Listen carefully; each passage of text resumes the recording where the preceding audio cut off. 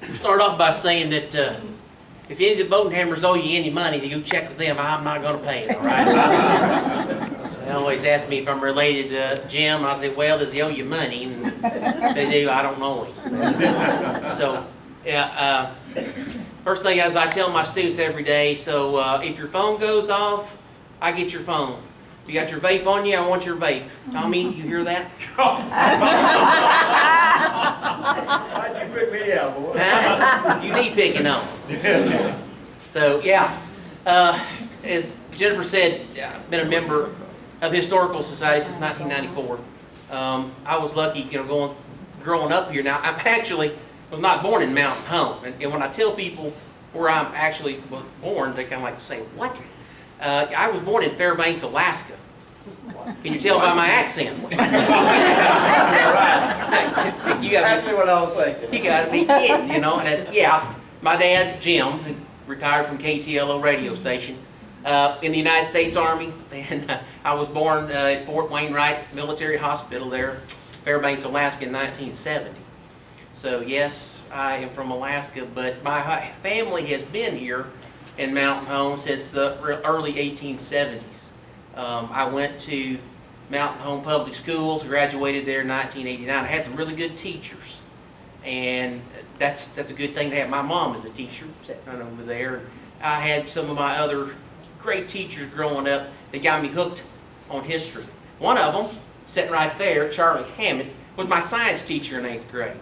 And he got me hooked on history real bad, because he was a reenactor of the Civil War, and he was in movies, man. He was showing us the blue and the gray, and the North and South. Patrick Swayze, they were filming, and I said, man, one of these days when I get old enough, I'm going to go reenact Civil War battles. I love the history of it. So there's another reason that I got into doing it. His wife is a history teacher as well at Mountain Home Junior High. Karen was for sure. So I had some good ones. So I had Coach Brantley. Some of you may remember Coach Brantley, a high school history teacher that was really good teaching history. He loved to tell the stories, which I think that's kind of what kids kind of go for now, is not necessarily open the book and here, follow me in this book. It's kind of like, what's the rest of the story? He did that. Of course, he grew up in Houma, Louisiana, so we got a lot of Louisiana history in our American history class. So, but that's what I liked, and try to pass that on to my students. Is a lot of them, as young as they are, don't necessarily get. You say history, they're I got to take it. Well, yeah, you got to take it, know a little bit about the past, right? So you can see what's going on and where we are now, and then what's going to happen in the future. That's the then and the now. So that's kind of why I use that for this presentation that I put together. Now, went on to ASU in Jonesboro, graduated there in 1993, and I did 2-year stint in the Mountain Home Public Schools, did a little substitute teaching, and then been at Norfolk High School since 1996. Time is definitely flying by, heading to 26 years in education. So it's been a fun ride. My other new history teacher is also in here, and he was a former student of mine. Brad Morrison's back there in the back. Brad just come on board to be a history teacher at Norfolk last year, so glad to have him with us. And there's probably a lot of other teachers in here that know about history. So I'm trying to stay. When you talk about the Civil War, I don't know how civil it really was. You got these two guys, the main characters, Abraham Lincoln on the right, and you got Jefferson Davis is going to be on your left.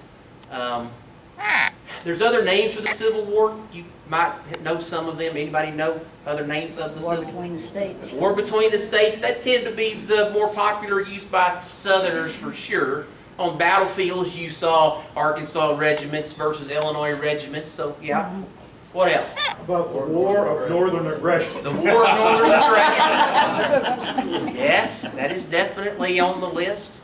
What else? War of Inconvenience. War of some definite inconvenience. The War for Independence was also used by a lot of your Southerners too. And then one somewhat used that we refer to some as the War to End Yankee Arrogance. I've heard that. Or more of the Northern War of the Rebellion was probably the more popular in the North. Yeah. whatever you want to call it, Civil War certainly put our country in a huge test. It was a contest that's the worst that we've been involved in the history of our country because of the loss. And I'm talking people, property, and it was just an utter uncivil. And we're going to try to go back and see a little bit of history then, and then we're going to try to mix in well, what happened sort of after the war? How do we get to today? How do we interpret? That's something that's really getting a little bit, in my opinion, crazy in the last decade or so, is the interpretation of the Civil War today. It's been so long ago that things have kind of fallen off the wagon as far as, hey, let's try to forget this, or let's take this out and remove it. So we'll finish up with a little. There's going to be some questions. Again, being a teacher, I'm going to have to ask you the questions. So there is a test at the end of this to get out. Tommy, I'll get you the right answer. Yeah, thank you. For a small fee, I'll get you the right answer. But we're going to start it off, the causes of our Civil War, which there's a lot of them. There's political reasons. 4 guys running for president, in 1860. There's Republican Party arising in the 1850s. There's abolitionists in part of that group. Lincoln is going to run for the Republican nomination and get it. You're going to have the Southern Democrats. You're going to have some of the Northern Democrats. There's going to be some constitutional unionists. A lot of people trying to get in. And politics plays a big role. Certainly the economic issues. This is a picture like from New Orleans. And that's what you saw in America. You saw in the 1800s great expansion. The North, is becoming an economic power. The Industrial Revolution hits, the factories, the railroads, the money, they took off that direction and far outpaced the South. The South remained, as you know, agricultural. 1800s, you're getting into the production of cotton, which that got to be, hey, the end thing for your clothing that you had. Cotton is what you want. And the Southerners, a lot of them stuck with growing the cotton. Of course, in their day too, the economics, you had to have, didn't have no John Deere tractors just yet. You're going to have manual labor too. And yes, you're going to have the slavery issue brought in. Slavery's been around in our country since about 1619 when the Dutch brought them here to Jamestown, Virginia. And slavery's been around since that time. And all throughout the beginning of our country in 1776 through 1865. So slavery's going to be an issue, an economic one, social issues as well. In the South as in the North, there are power players, people that had the money. This is kind of right before the Rockefellers and some of your Carnegies and that, but in the South too, you're going to have some of your higher up plantation property owners that have the political power and money. So there's some social issues that also get involved. And again, we could take off on this and we could spend an hour just on these three quick subjects here, but we're going to progress. First shots of the Civil War are going to be fired at Fort Sumter in South Carolina. Anybody ever been to Fort Sumter? There you go. A few of you been and visited there? How many people were killed at Fort Sumter? None. None, really? Right? Mr. Hammett, chime in. I can't think of one. Can't think of one. Bombed the heck out of it for over, 30-something hours. That was another, who's going to fire the first shots? That also, when Lincoln gets elected to be president, here's Arkansas out here. Like, what are we going to do? And we're going to have to make some decisions. But who's going to shoot first? That got to be a political battle. And so Lincoln, of course, says, hey, I've got soldiers, Major Anderson at Fort Sumter. I'm going to send supplies. Confederates, please let them resupply. We're not going to let them resupply. When the war breaks out, most of your Union's folks, if you're in the Army at that time, there are Northerners and Southerners, and they all start taking back off for where they lived, up north or in the South. So he's doing his best to try to keep the Union together. Again, we could spend a ton of time on Abraham Lincoln and his views. Now, again, Lincoln was not out to get rid of slavery. He was I'll keep it, let it stay where it's at. We can get into something called the Corwin Amendment and get into that whole deal, but let's just say this. Lincoln, he didn't want to see slavery spread any further than where it was.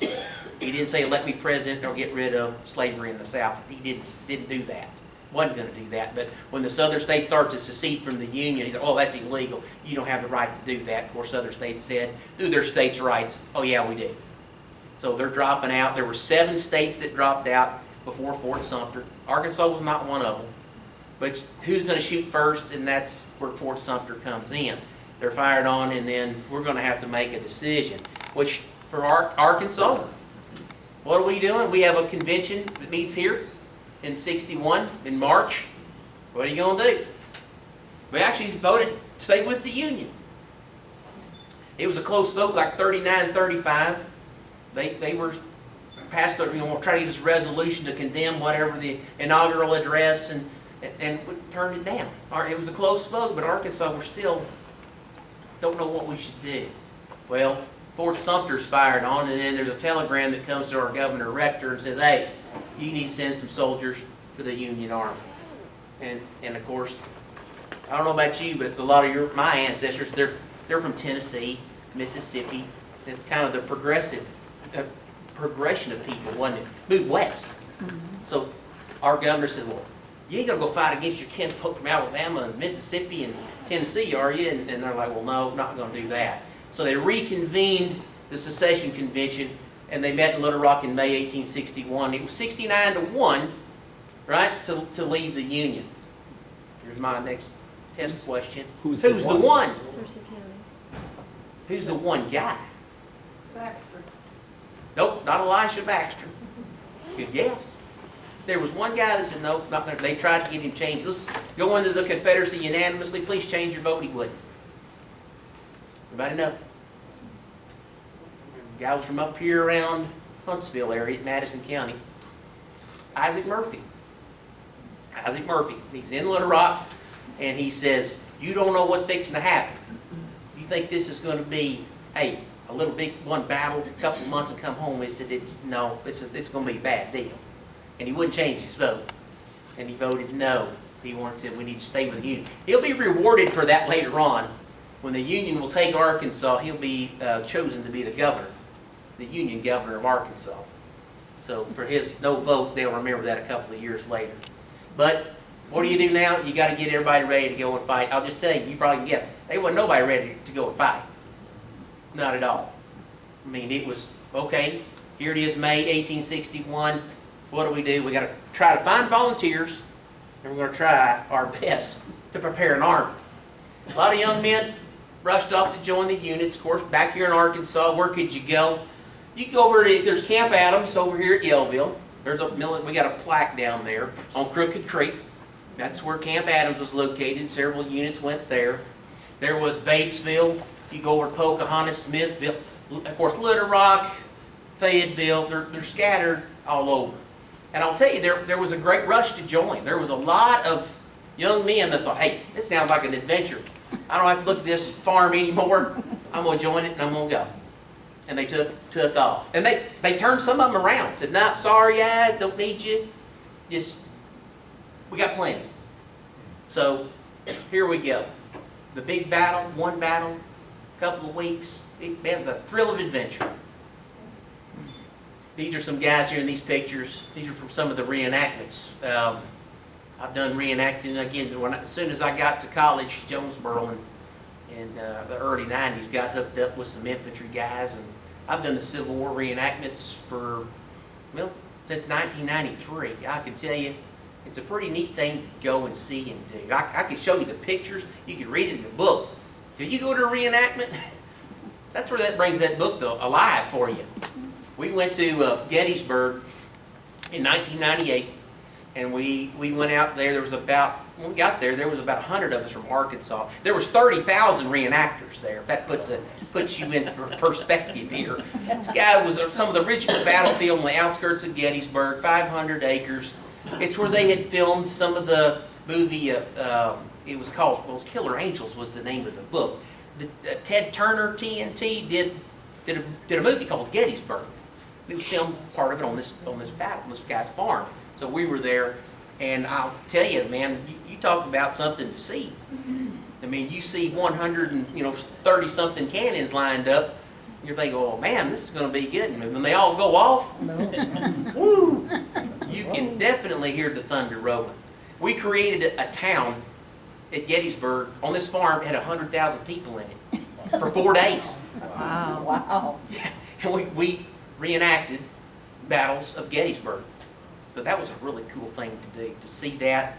I mean, the horses, and I'll tell you, there were some guys that did die on that battlefield in that reenactment.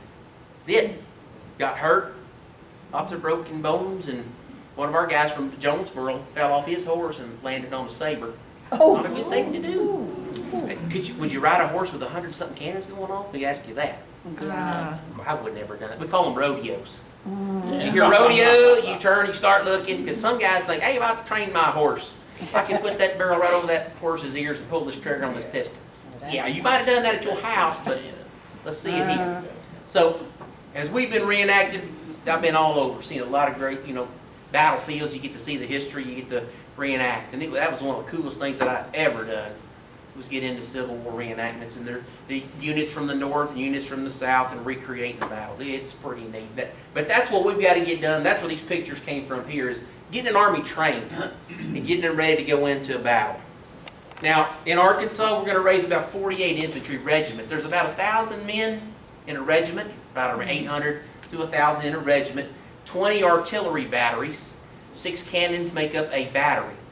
So we had 20 artillery batteries and over 20 cavalry regiments. That's the guys riding the horses.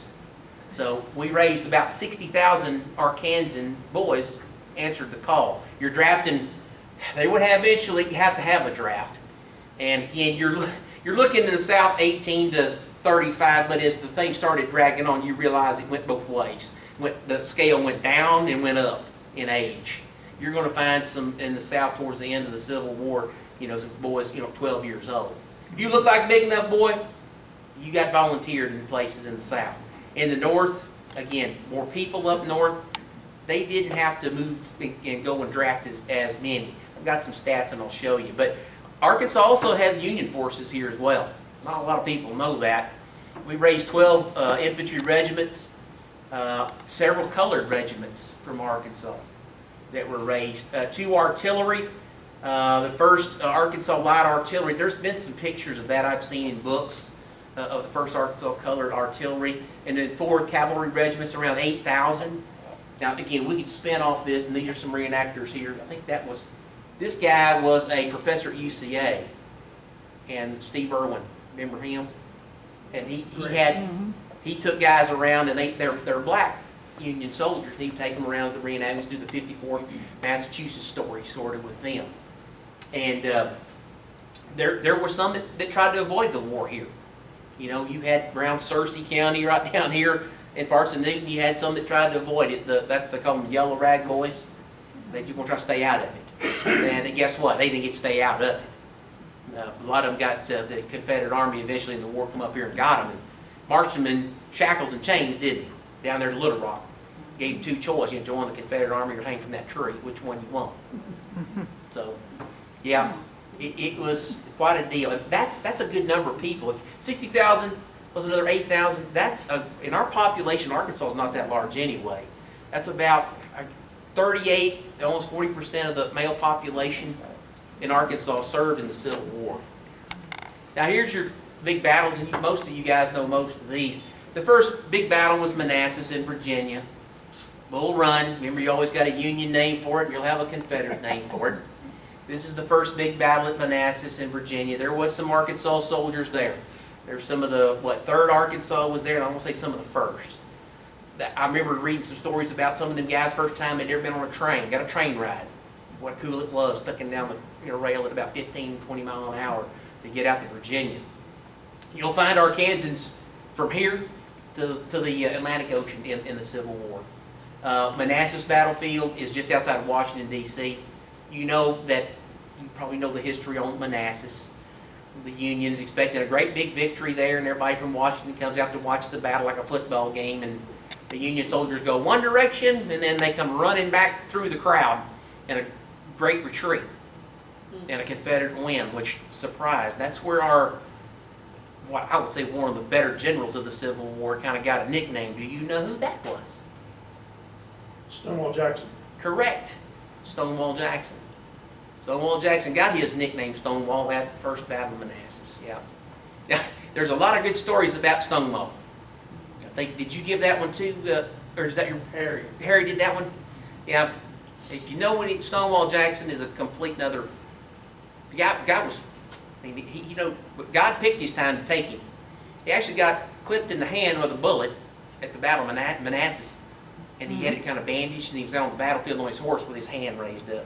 People were like, "Is he crazy or what? What's he doing like that?" And they said, "Well, he's talking to God, you know, but he's fearless, you know." And that's just kind of really the guy was that way. He said, God's picked the time when my bullet's going to come get me. I don't care if I'm in bed, die of a heart attack, or I'm on this battlefield. I'm ready to go.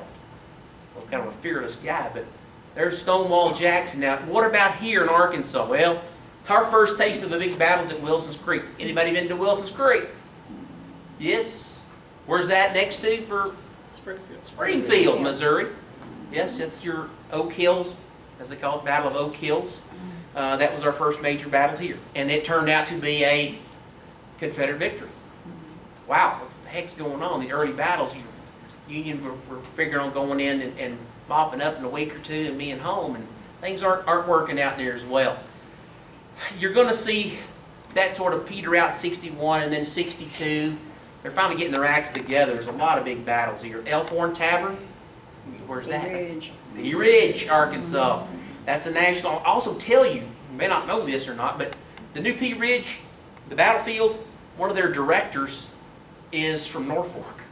Oh. Yeah, he just took over at Memorial Day. He is the new head of Bee Ridge National Battlefield, and he has Fort Smith National Historic Park. He's in charge of that. Used to be the postmaster at Norfolk. Yeah, sure enough. Last name's Stokes, and Ryan Stokes, and yeah, he just took over at Memorial Day. So you got an in over there if you want to take a metal detector and go. That's what I told him. Worked out real well. That's what I told him. I said, I come see you and bring a metal detector. He said, hey, leave the metal detector behind. But Elkhorn Tavern is another great battle here. That's the largest west of the Mississippi River, is at Elkhorn, and that is actually a Confederate loss. Again, we can go through the battle there, but it's a loss for the Confederacy. And after that battle, Arkansas is sort of left on its own. A lot of the units are transferred across the river. Things aren't going so well in Tennessee. Grant's driving down the Mississippi, and Arkansas units are sent to help, you know, stop the Union advance down the Mississippi and cutting us off. So that's actually even when in '62, when Henry Rector, our governor, actually threatened to secede from the Confederacy. Yeah, he sent word, hey buddy, you took all of our defenses and they're across the river and we ain't nobody here left. And this, we got to have some help here. So we almost seceded from the Confederacy. Shiloh, man, that's the first mega battle there in April, a month after. That is another huge battle, 20-something thousand casualties there, 2 days. A lot of Arkansas. There are a ton of stories about Shiloh. I'm sure some of you have been to Shiloh battlefield. Or the visit full of monuments and markers. Lots and lots of stuff there. Antietam, that was in September '62. That was the bloodiest day of the Civil War. You had over 20-something thousand guys killed in one day. And that's a big story there. And I have to come back to that too. I'll tell you about a local guy that Antietam. There are other battles in '62, Fredericksburg and places like that. They're huge battles. Most of them out east. Out here, they're smaller battles and skirmishes. Gettysburg, you all know that was a turning point. You know, that was a huge right in the middle. Gettysburg, Pennsylvania, you had over 50,000 casualties in 3 days. That's the famous Pickett's Charge. We actually pulled that off in our reenactment back in 1998. We had exactly the number needed for that charge, and we had about 8,000 Confederates, and our duty was to charge across this field and take out the Union. They actually brought out, it was George Pickett III, the ancestors. That's the cool thing about reenactment. You'll find, who's that guy? Oh, that's George Pickett III. Cool, who's this guy? That's Jeb Stuart IV. I'm gonna be kidding. Yes, say I met him. And so Gettysburg, yeah, that's the turning point. And things will start in the east, turn against the Confederate side, and they'll start to try to hold what they got. Going in, remember, the Union was trying to attack southern places, and the South was going to play defense, except went on the offensive there twice at Antietam and Gettysburg. didn't turn out well at all. Large numbers of losses there. Closer to the house, Vicksburg. A lot of Arkansas guys there at Vicksburg, Mississippi, which I'm sure you visited Vicksburg. Go down there and check out the old, is it Cairo there? They have the old gunboat, ironclad, that was sunk, and then they brought it up back in the 60s, I think, and they have, I think you can actually go on board the ship, and they've got a canopy over it and see what an ironclad looked like at Vicksburg National Military Park. But you had a lot of Arkansans at Vicksburg. Had some of my crew that was arrested and held POW for a while. And that was something they were doing early in the war too, was if they had gotten captured in the war, they were paroling them. Well, that fixed to come to an end. They figured that the Confederates, they're going to sign, here, I'll sign my parole. But what were they doing? Coming back. Yeah, they were rejoining up. Didn't I see you before? Yeah, you did. September 63, Little Rock's going to fall to the Union forces under General Steele. Big battles at Spotsylvania Courthouse. I mean, the Wilderness campaigns in May 64. And then their final get towards the battle and siege of Petersburg, way out east. There's just, if you've been, and I've been to, the only place I hadn't been is Antietam. I missed that battlefield, but I've been to all these. And you're talking thousands, tens of thousands of casualties. And it just mounts and mounts, and it's wearing everybody out, and that's what's going on. Appomattox, you know, that's where General Lee would surrender to General Grant. I thought it was kind of a little bit odd that it started at Manassas, at the McLean farm in Manassas, Virginia, is where the battle started. You know, day 1, July 61. Well, it ended in April 9th, 1865, at the McLean house in Appomattox. The battlefield tore up their place, so they moved. And 4 years later, it ended at their house in Virginia. Been to Appomattox, worth a good stop there and see. And what happens then? May 65, General Johnston surrendered down in North Carolina. And then you're going to find some of the soldiers out here, and a lot of our Arkansas guys, General Kirby Smith surrendering. He actually surrendered, they started the official, it's all over, I think it's Shreveport. He had to go down to beat General Canby down in Texas to officially surrender the armies of the Trans-Mississippi out here. And then, of course, what are the soldiers doing then? Well, the ones that are still that made it through, they're going to come back. What are they going to find when they get back here to their homes in Arkansas? Nothing. Yeah, family gone. Don't know what. Farm destroyed. Didn't find much of anything. Some guys didn't even bother going back.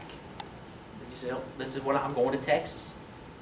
You know, and so it's going to be a rebuilding process. And with the Civil War going in, and I've got the stats and stuff I'll show you, a lot of people think it was really dangerous on a battlefield, and it was dangerous on a battlefield. Yeah, there's bullets and cannonballs flying everywhere, but the guys were more likely, though, to die in camp because of the diseases.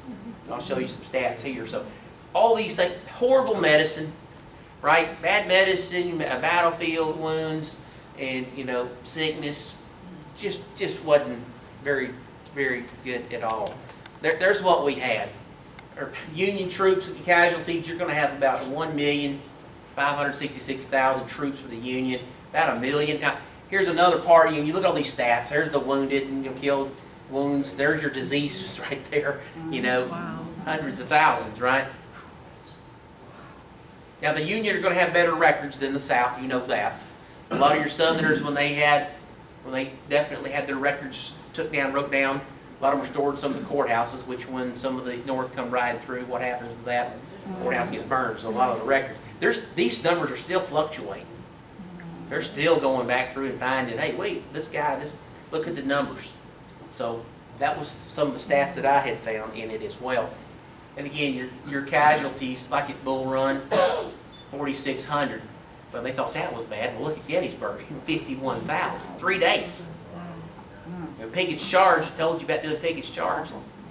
And them guys were all shot down in less than about 30 minutes crossing a wide open field. Losing that thousands of guys. Same thing happened to General Grant. Not a lot of people know a whole lot about Cold Harbor. That guy got Grant in trouble. He did the same thing on the Union, had the boys charged. They said, man, you don't want to charge Confederates on both sides. It will chop us all to pieces. And the charge was done, and yeah, the Union suffered massive casualties. That's where they said Grant, well, he was drunk, you know, he needs to be let go, but Lincoln stuck with him and didn't. But Going in, population, there's over 20 million people in the north versus the south only has 9. There you go. You're about outnumbered, about 3 to 1. Casualties, there's some more numbers there. Service, again, records, a lot of them were lost at the end of the war. I can tell you how many in the south, in the Union Army, enlistments about 2.6 million. And eventually, yep, that includes, black soldiers too. And that story could be looked at even more, because they're going to start, of course, Lincoln will eventually allow slaves, the former slaves, to join the Union Army, and there'll be over 200,000 that'll join the Northern Army. But there's already, and I'm going to show you here in a minute, there was a lot in the Southern Army too, and that story don't necessarily get told. There's your major battles of the Civil War right there in losses.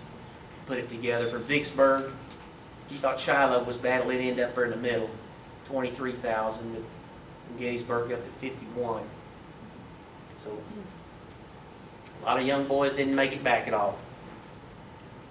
Here it is by state. Deaths on the battlefield by state. Arkansas had a pretty good number. About 7,000 or 8,000 died on the battlefield. A lot more would die in camp and get sick, disease, die from wounds later. Of course, yes, Virginia has a ton of battlefields. If you've been to Virginia, there is a lot about Tennessee.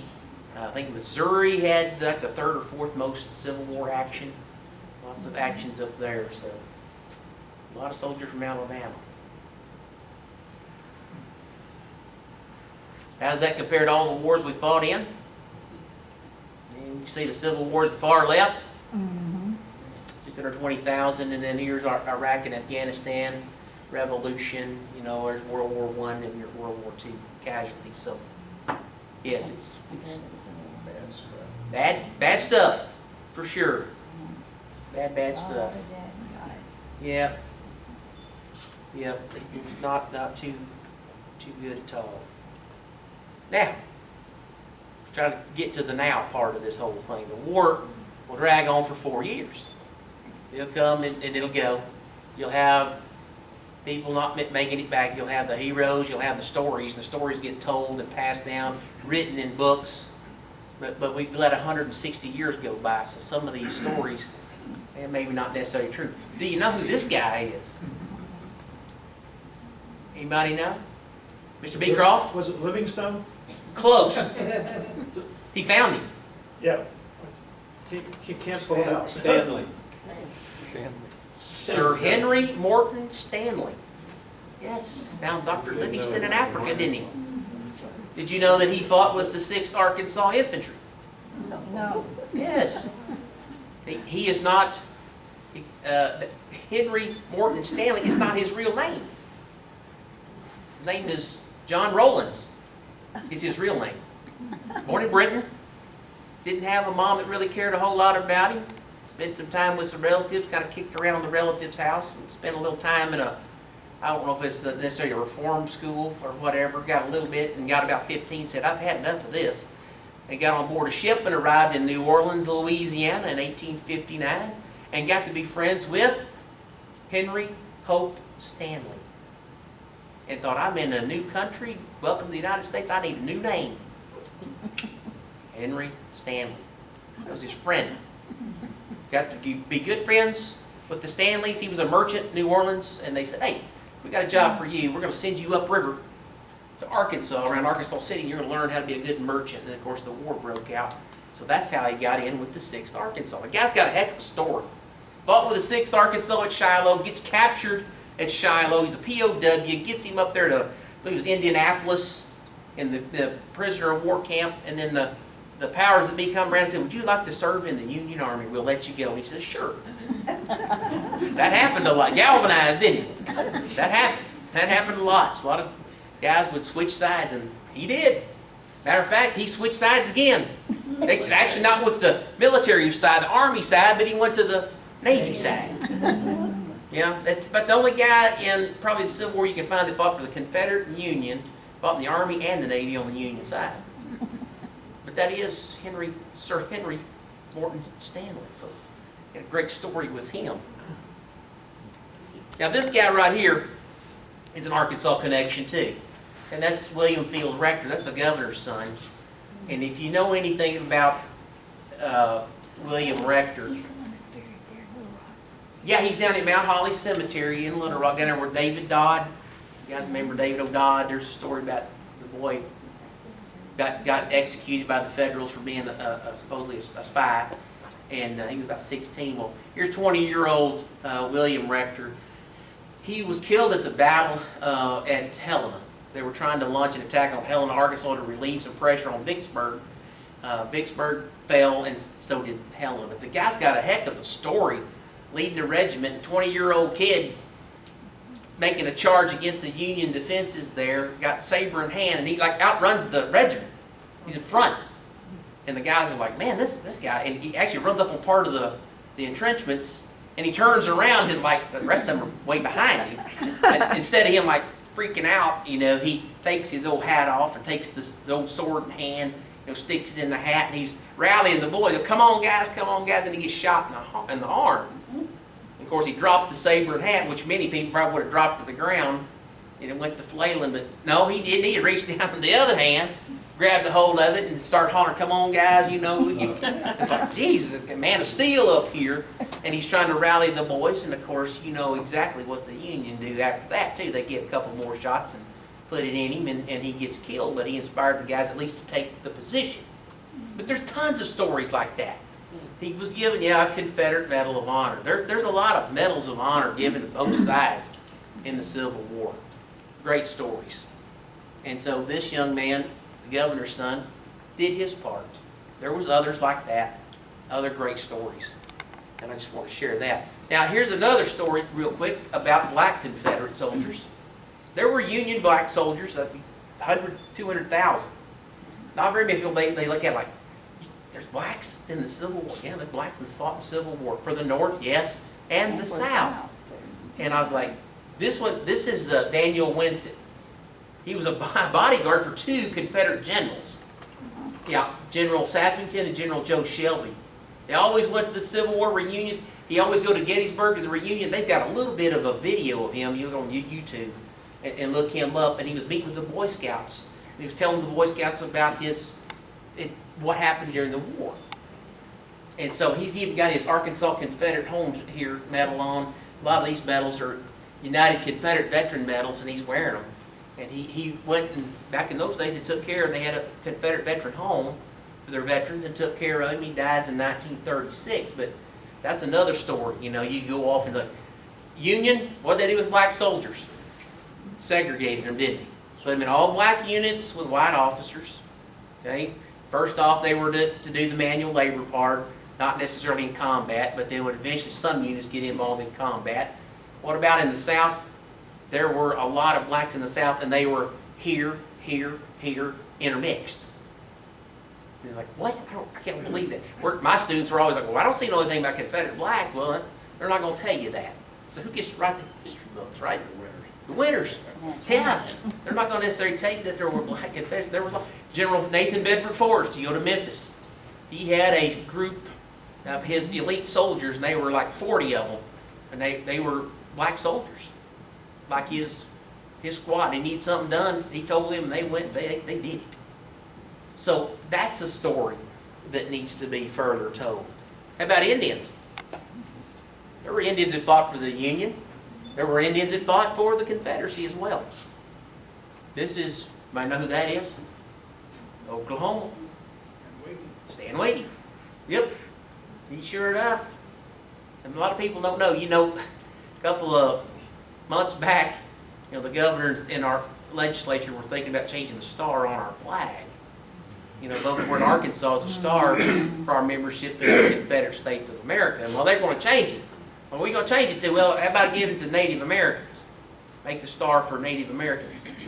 So I said, well, there were Confederate. Uh-oh, they didn't know that. So that sort of got scuttled a little bit right now on what to do with the star above the word Arkansas. But here is Stan Wade. He said it wasn't until after Richmond fell and Lee and Johnston surrendered, the Native American Confederates negotiated peace with the Union. Stan Wade, the Cherokee Nation, was one of the last Confederates to surrender in June 1865. So there were others that fought. There are others. There were Hispanics that fought both sides. There are Asians involved, but it's not just, a lot of people, like, it's just not the white population fighting the Civil War. It was all groups of people. And it was fought from Virginia. Guys, they had action in Hawaii. They had actions in California, up in Washington, all across the country during the Civil War. And a lot of people, wasn't it just in Virginia or South Carolina? A little bit in Arkansas, but that's as far west? No. It continued to go a long, long way. So there were Native Americans that also fought for the Union and the Confederate. Now, as we move into the 20th century, well, what do? These soldiers are passing away. They still had reunions. Here's one they had in Little Rock. This is the biggest event that Little Rock has ever seen. It was the 1911 United Confederate Veteran Reunion in Little Rock. They had over 100,000 people come to Little Rock for the reunion. This is only a small sampling here. The pictures don't do it justice, but they've got flags up and down Main Avenue. There's people. Some of the people are up on top of the buildings and flags everywhere for some of the old Confederates and Union soldiers that were there that would come to the reunion. Now, I'll tell you this, locally, here, we used to have something called a Mountain Home Picnic. You remember that? The Mountain Home Picnic, that all started as kind of a reunion day for the Union and Confederate soldiers to tell their stories. That's actually how that started. They gather up and it was like, hey, guess what happened to me? And all the kids, the young folks would gather around and they'd listen to the stories about the Civil War right here. Passing it on. Direct. This happened to me. This is telling you. So, yeah. The Union and Confederate veterans worked together after the Civil War. Here is another example. You ever heard of General Joe Wheeler? Fighting Joe? Confederate general during the Civil War? This is him. That's him right here. Now, you know who this guy is, don't you? And I'm going to guess who's this guy. Well, Spanish-American War history right here. Is that Leonard Wood? General Colonel? Wood. Fort Leonard Wood up here in Missouri, I think that. There were Confederate soldiers and generals and colonels in the Civil War after it ended. 30 years after it ended, here comes the Spanish-American War.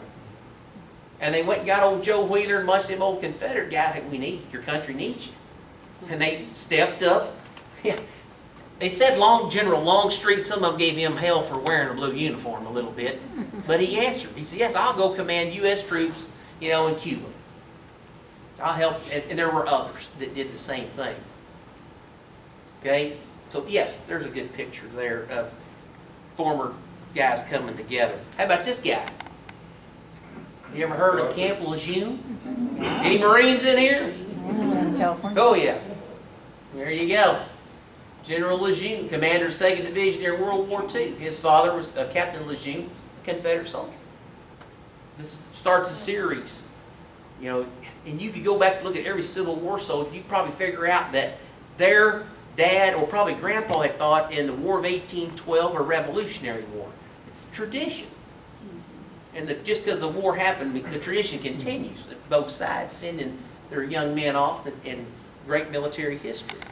Now that one right here, that didn't turn out too great, but who's this? Nathan Forrest. Nathan Bedford Forrest from Memphis. And that is another Forrest III, right? That is U.S. Army Air Corps Brigadier General Nathan Bedford Forrest III. In a plane over Germany and gets shot down in 1943. His great-grandfather, Nathan Bedford Forrest. So you get to meet some of these folks. I said, I seen Jeb Stuart, like I did, they continued. And he was a general. He was a retired U.S. Army general, Jeb Stuart IV was. Met him in Chattanooga, Tennessee at a convention back in the late 90s. You get to see these guys. They continued in their military families. How about that guy? Patton. Okay, World War II fans right there. General George Patton. Grandfather was Colonel George Patton, killed at the Battle of Winchester in 1864. You guys know the history with him, leading U.S. forces in World War II. And that's a continuation of the great deeds that they did. How about this old boy from Missouri? Truman. Yep.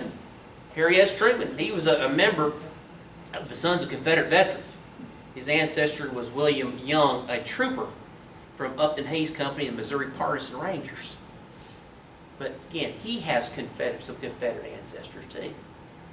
Now, the 20th century today, everybody keeps wondering, are Confederate soldiers, are they the same as Union soldiers?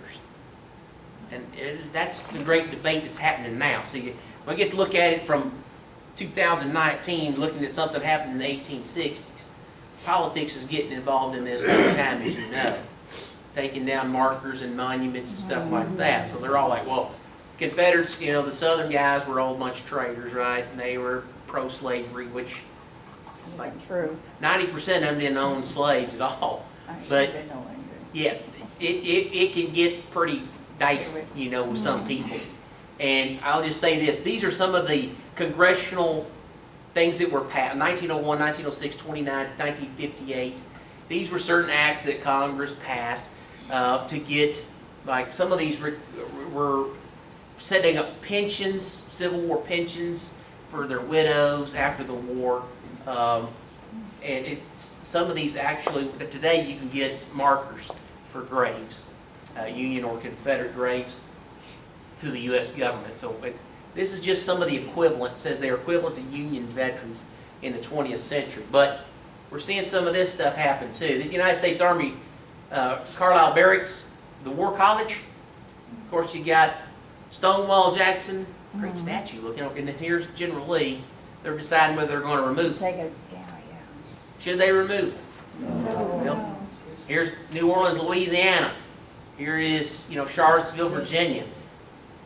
You've got certain elements of people like those that try to hijack it. You know, most people, they're tearing down, defacing. I saw, was it the other day, they had somebody vandalized the World War I memorial in Kansas City. Yeah. Yeah, they've just done that. And some people are just defacing it. You know, these have been here for 100 years or better. And they were, you know, to honor these guys, to go out on a battlefield and let somebody shoot at you. It took some guts to do that. For Arkansas boys, I mean, for the Southerners, they answered the call. The state said, we need volunteers, and they answered it. And they paid a high toll for it. Same as up north, too. I have a couple of my ancestors, you're talking about my ancestors, I had some of the North and South both. I've got a couple of books that I can put together myself, so I keep them all straight. So there's about 30 of mine on the north and 30 of them on the south. I got a picture down at the bottom of Captain Ben Bodenhamer. Everybody goes to the Mountain Home Cemetery. Go in the cemetery, they'll see a Bodenhamer like marker there. And who's that? Well, that's Ben, and he was a captain in the 8th Missouri Union Army. And his picture's there, one of the founders of Mountain Home. Guy was first postmaster, Cotter. Found that out the other day. And Ben, after the war, comes back and moves down here from Marshfield, Missouri, and starts a business, and he's in partners with former Confederate soldiers. To them, war's over. Let's get together, have a picnic, good time, tell stories. We did some crazy stuff, but I got it's over. And they went on about building and defending the country. Okay? This book right here, my friend Troy Massey, we kind of put this together in 1997. It's all of some of the Confederates that are buried in about 4 or 5 counties up here. Yes, there's some research that I had done, told Troy I had it, and he wanted to put it in the book, so I've got sort of a list of some of the Confederate soldiers. There are a lot of Union soldiers here, too. We're trying to work a little bit, trying to gather some more information on our Mountain Home Cemetery. But here we are in the Mountain Home Cemetery. We've got a guy over here. Now, I'm going to give you guys a heads up. You're not supposed to tell nobody, but on the 4th of July, the Baxter Bulletin has run a front page story on Joseph Bunnell. Now, Joseph Bunnell, Civil War soldier in the Mountain Home Cemetery, and well, you can see some of his civilian markers laid out here in pieces. Okay, there's Paul Norrell, right there's Paul. There, that's me, and this big Gabe. Got him out of jail, come up here and help us out, didn't we? We work in the cemetery on all the graves there. We wash them, we clean them, we try to repair them, and we tried to get Bunnell's story. Bunnell was listed as a Confederate soldier on a list made a long time ago. And we had a Confederate Cross of Honor, but we had no record of what exactly unit he was in. Me and Vince went to digging and digging. In fact, we found him all right. 27th Indiana. Yeah, hey, wrong side, right? So we okay. So he was a Union soldier. So we went ahead, did all the paperwork, took pictures, and found him and ordered him a new marker. And you can see that's what we're doing, is setting it at the Mountain Home Cemetery. It's like there's a lot more stories that need to be told like that. You know, it didn't matter north or south. You know, that we're going to put some military markers in here, that we're going to take care of them. Even they've been gone. He died in 1898, and his family moved back up to Ava, Missouri after he left. He's got a great story. Guy gets shot in the ankle at Antietam. That's a bad place, Antietam. Remember that I told you about that? And I don't know how they didn't keep amputating the leg, but he spent another year in the hospital out east, and then they eventually, you know, honorably discharged him. And he goes back to Indiana, gets married, and then a couple more years moves to Ava, and then comes to Mountain Home. There might be a little bit of connection too with the Mountain Home, some of the school down here. We're trying to do more research, but I mean, there's tons of stories. There's about 36 guys in the Mountain Home Cemetery that are Confederate. There's several Union soldiers in there. That's where Ben is. Captain Ben is in the Mountain Home Cemetery. There are some others in there. We need to compile a list and make sure that they're markers, because that's kind of what we're all out to do. When you're trying to learn a lesson, you teach it after the war. Your Union, Confederate soldiers, sailors, Marines, they're going to come together for national unity and reconciliation. That if the men who fought against each other came together in reconciliation, then why can't we honor all American veterans? So if we do not honor all the veterans today, we will set the precedence to dishonor our veterans tomorrow. Honor all our veterans, their monuments, their symbols, and their memories. And that was also printed in our Sons of Confederate Veterans. That's what SCV. We have an SCV camp here in Mountain Home. It's the 27th Arkansas Regiment, which was raised here during the Civil War. We meet right here in this room on the second Tuesday at 6:30. And we do all kind of projects. And Paul right there can tell you, we have every spring and March, we go to the Mountain Home Cemetery, and we're cleaning it, and we're scrubbing it, and we're fixing it, and filling holes. We're doing stuff for our veterans, all of them, because it needs to be done. And there's also United Daughters of the Confederacy in Mountain Home as well. And I think both of us are planning to be, if you're going to the Red, White, and Blue Festival, about listening for the cannon to go off. That's where we are, and you get some information there. But as you see in this last picture here, there's your reunion in 1913. Confederate guys on the right, the Union on the left, and of course shaking hands. You know, they fought against each other, but it's done. And it's time to come back together.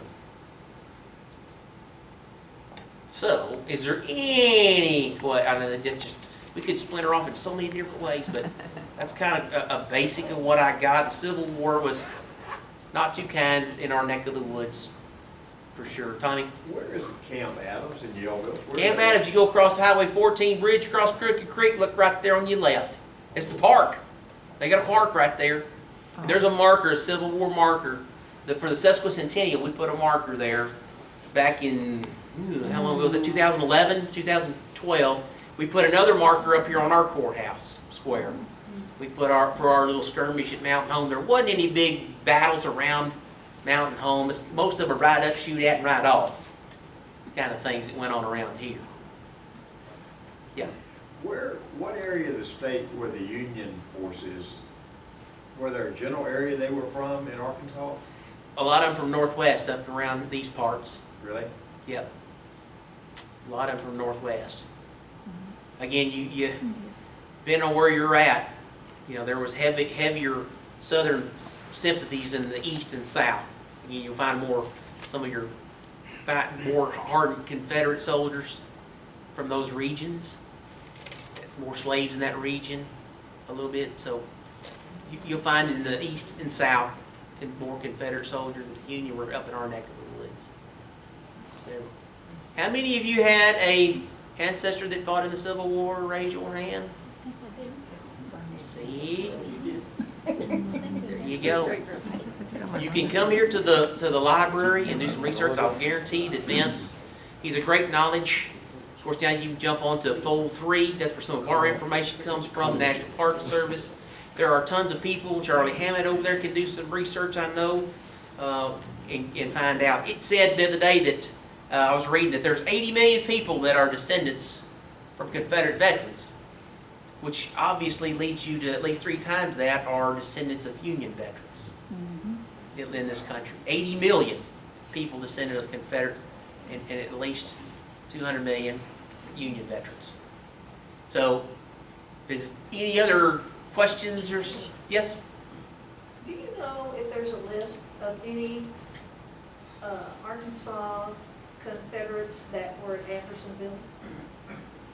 They'll have at Andersonville, and I think they have a website you can go to, and it'll break it down by state. Where Andersonville was where your Union troops are there. It was built to house 3,000 and had like 33,000 in it. They're Union prisoners of war, and so we didn't even touch on that. There's horrific POW camps. You know that up north just as well as in the south. You really know what to do with them all. Yeah, Camp Douglas and Elmira. There's horrible ones up north too. Would you retell the story of David O'Dodd? David O'Dodd, about 16 years old, South Arkansas. Young man was going to see his lady friend in Little Rock. The Union had took Little Rock, and they sent him up there. Maybe some say on a recon mission. He's going to see his lady friend, and was there for a little while, and was coming back through the woods. Got intercepted by a Union patrol, and they found some papers on him, and so they arrested him, brought him back. Basically, again, 16-year-old kid. Where'd you get this? And I don't know what. He wasn't going to rat on nobody or tell me anything. And the Union general, which was General Steele, well, you know what we do with spies, you can hang them. And so they proceeded to hang the young man. Of course, it was a complete botch job too. They had all the soldiers there to watch. Some of the townspeople begged the general, "Don't execute him." He said, "All he's got to do is tell me who's giving him the information." Anybody wouldn't. And of course, they hanged it. And I believe the way the story went is when the rope was too long. Wasn't that right, Charlie? The rope was too long, and it didn't break his neck. His tippy toes hit the ground, and he was strangling to death. And one of the other Union soldiers jumped on the wagon and lifted the rope up so his feet would get off the ground, and they held him up, and he died that way. Yeah. And he said he was about 16, and he's buried at Mount Holly. Every January there's a ceremony there for David O'Dodd and what he did for that. So yeah, that's a good story too. There's a bunch. I even had go through some of my stuff. I have some information on one of my Bodenhamers that was a spy. It was a woman. Guess what her name was? America. Patriotic name, America Bodenhamer. Got kicked out of the state of Missouri. Couldn't prove that she was spying, but they just figured she was. She was slipping across the line several times. I went to Wilson's Creek Battlefield, slipped in there to they had a museum and a genealogy room there. You go look up everybody you want. I told that Park Service guy, I said, "I've got a Bodenhamer lady that was arrested by the provost marshal for spying." He said, "Yeah, that's probably just a story passed down." I said, "Well, have you got anything from provost marshal back in 1863?" He said, "Yeah, I can pull it," and he pulled it up and he says, "Oh my God, here she is." I said, "Well, that's all." And he said, "Here," he printed off. I got the whole story right here. Yeah. Cool. She was placed on house arrest, and her husband was with the 3rd Missouri Cavalry. That's Ben's brother. Captain Ben is 8th Missouri Union, and the brother was with the 3rd Missouri Cavalry, a Confederate. And he was coming across the line. She said, "Oh yeah, I went down there and visited several times." Well, they just sure enough thought she was a spy. And she had to sign a state house arrest with her dad, and then was taken to the Arkansas line and told not to return to the state of Missouri. Kicked out. Wow. Surprised that guy in the Park Service, I can tell you. Oh, my goodness. Her name was America. Yes, Mr. B. I want Carl. to thank you for an excellent presentation that you made here this evening. Yes.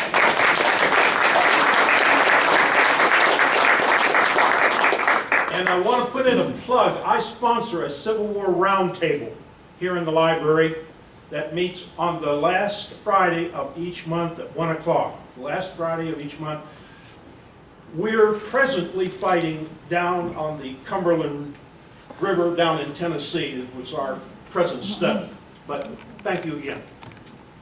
Glad you could be here. I am going to be taking my show on the road to the Batesville Civil War Roundtable in July, giving some of the same presentations. So glad that everybody could make it out today. I hope you're going to go home and mow your yards. Mine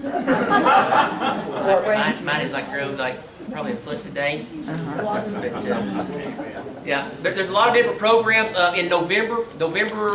First Saturday in November, we'll have a historic tours of the Mountain Home Cemetery. You'll be able to get on there and come around and see some of our famous folks. We'll put Mr. Bunnell on there for sure this year. You come around and see his story. It's a guided tour. Me and Vince planning to do it. Start about 10 o'clock in the morning. I think it's November 2nd. I do believe November 2nd, 10 a.m. Mountain Home Cemetery. You come out and tour see some of the other veterans and stuff there. Charlie. I would like to encourage every single person in this room who has family that's been in the United States long enough to try to find any stories or information you have on your family's participation in this.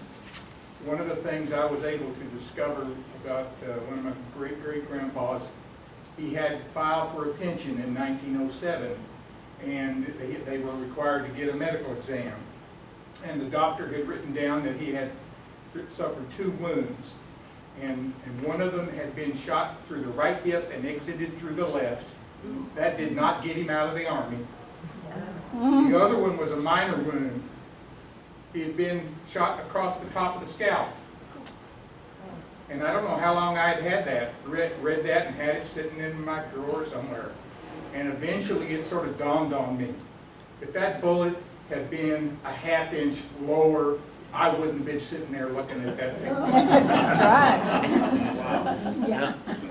And everybody in this room's probably got a story like that, and you owe it to your children, your grandchildren, and generations way into the future to know something about their own personal history. This thing that you see up here means so much more to you when you know it has a personal connection. And I can't emphasize that enough. Got a question? Where's the Mountain Home Cemetery? Mountain Home Cemetery is approximately, let's see, Marcella, it's that way. Wait till you think about it, a quarter, half mile? 11th and Main, it's right in behind Guy Berry School, or right kind of the same way it goes Close to behind Guy Tommy Berry Walker's School. auction. Close, yeah, Tommy Walker's auction's pretty close to that. It's about 6 The acres. Casey house is just The below. Casey house is just below. You're not too far from it. Real close. Real close. Anybody else? Going once, going twice? Yes? I had a relative, I think was named Tilly, that you were talking about the Searcy County Uh-huh. men that were taken to Little Rock in chains. Mm-hmm. A lot of them died down there and was buried. And I've heard that the Capitol building down there now sits right over top of the cemetery. Have you ever heard that? Of the Confederate cemetery. Yeah, there is a story that they added some footings around the Capitol building that did partially obscure some military graves there. And I can't remember, somebody who came and spoke to us had some knowledge of that and shared that. Again, that goes back to telling you that your Civil War battlefields are disappearing. Here's a Pizza Hut on top of the battlefield. Battle of Franklin, Tennessee, I mean, after it's over, they kept about a few acres of it and everything else. Well, here's subdivision, Pizza Hut, McDonald's, and your battlefields are being lost. That's the same thing with the markers and everything else. One of the most endangered battlefields is over here at Prairie Grove, you know, from northwest Arkansas, you know, just south of Fayetteville, and you know how fast that place is growing. Neighborhood, we do reenactments there every even numbered year. And every time we go, it's like, that was a field 2 years ago, and then now there's a subdivision there. And another one, and another, and they just started to ring that whole thing around. And some of that was, you know, used during the battle. But the state park is only like 800 acres, right? but it was a lot bigger theater than then. But it's being lost, you know, so that's why we got to do our best to preserve what we got and to try to tell some good stories. That's what makes it hard, you know. There was like 70,000 publications of Civil War history that's been published since the war. Now, who's the best source? Well, I mean, it would have been the guys that were first-hand knowledge. Well, them guys died a long time ago. Now everybody's going to write more and more books about it, but I heard this from this and who heard that, who said this about great-great-grandpa. And you know how stories can change a little bit too. You know, it's like, I thought he's a general, by gosh, now. No, I don't think so. Tommy, he was a private. Not a general. No General Hagen yet. Yeah, they kind of self-promoted, didn't they? So, anyway, yeah. So, yep, come and visit. It is Yep. November 2nd. November 2nd is the historic tours of the cemetery. Yep, Mount Home Cemetery. So, that's all I've got. Thanks for, again, coming out. And Jennifer, you want to, what? We're good. Done.